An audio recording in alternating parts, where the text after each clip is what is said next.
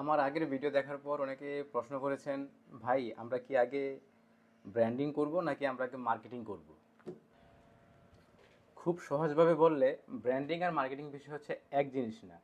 Branding হচ্ছে আপনি কে, আর marketing হচ্ছে আপনার কাছে আপনার কাস্টমারকে আপনি কীভাবে নিয়ে আসবেন, সেটা হচ্ছে মার্কেটিং।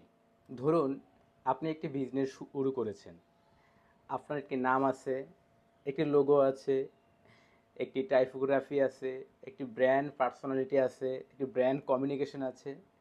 এটা হচ্ছে একটি ব্র্যান্ডিং। আর যখন আপনি ফেসবুক অ্যাড চালাচ্ছেন, কন্টেন্ট তৈরি করতেছেন, ক্যাম্পিং করতেছেন, আপনার প্রোডাক্ট এবং সার্ভিস কি সেটা কাস্টমারের কাছে আপনি পৌঁছে দিচ্ছেন, সেটা হচ্ছে মার্কেটিং।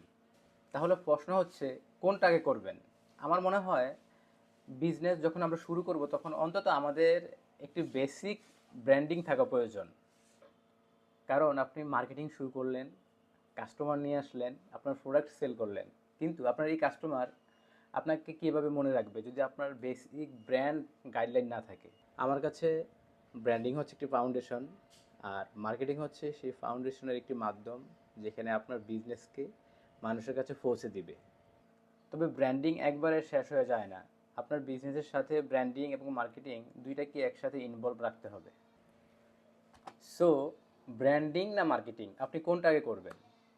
প্রশ্নটা আপনাদের কাছেই থাকুক, কমেন্টে জানাবেন।